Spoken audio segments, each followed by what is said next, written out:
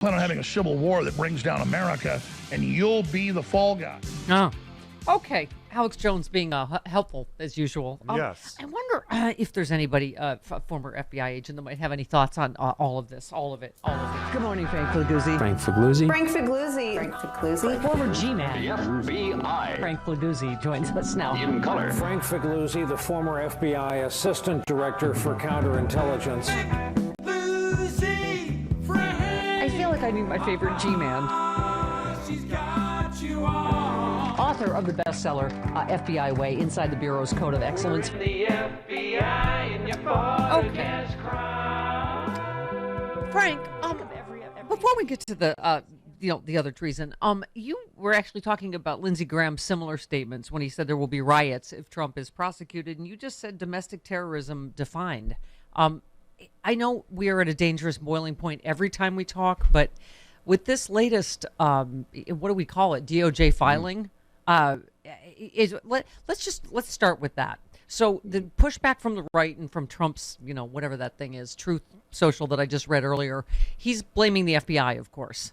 He's already been trying to foment revolt within the FBI. But talk about what he's been tweeting, whatever he's been doing, truthing. Yeah. On Truth Social, which is neither truth nor social, Thank you. He's been saying since the release of DOJ's response to the special master request that look at the photo they included with DOJ's response. Look at this. There's top secret and secret all over the floor at Mar-a-Lago, and they're trying to pin that on me. Well, this is how this works. You had top secret and secret all intermingled with your stuff. The team comes in, they lay it out on the floor to photograph it, catalog it. It's all got to be meticulously inventoried. They're not implying that you had it all over the floor, but they're implying much worse, Mr. Trump, that you had it and refused to give it up. And by the way, we find out so many things we find out in this response, Stephanie, that even the FBI agents from counterintelligence who did the search discovered that they didn't have all the clearances necessary to even look at what he had squirreled away. Yeah, exactly. I mean, this is just when you think you can't hear a flimsier defense, like that's it. That look what the FBI did. They spilled it on the carpet. It's like, right, as you said, that's how the FBI catalogs every bunch of evidence they find at every crime scene, right?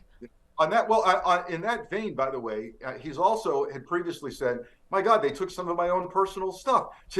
Last night, we learned in this DOJ filing that, yes, they did, and they did it, quote, because it has evidentiary value. What does that mean? It means they're saying that we took it, to use a Latin phrase, in situ. We took it as we found it sitting there because the fact that you had it intermingled with your cocktail napkins and ketchup shows evidence that it was mishandled, which is part of the elements of one of the crimes they're charging him with. Yeah. They took it as a whole, saying, look where he stuck it. That's mishandling. Right.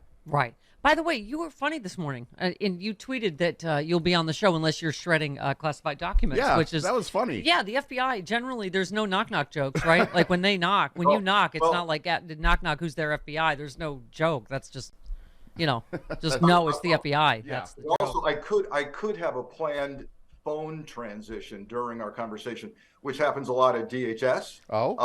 And we could lose phone activity as a result. You wrote a piece, there's a reason why hoarding classified documents is a crime. The National Archives and Department of Justice gave too much deference to Trump and for far too long. You said, I just loved how you put it. You said, if someone had told me during my FBI career, I would eventually spend 5 years on national television explaining the complexity of foreign counterintelligence and violent domestic terrorism, I'd have wondered why. If they'd said I'd be doing so because of the actions of one individual, I would have wondered who. I mean, here we are. This is craziness. I spent much of my FBI career really in kind of obscurity working classified stuff, right? People would ask me, hey, what are you working on over there? I couldn't tell them. Now I've just completed 5 years on national television doing stuff that I thought would be impossible to do, telling people about counter intel and espionage. And look at what the average American who's plugged in has learned about over the past 5 years.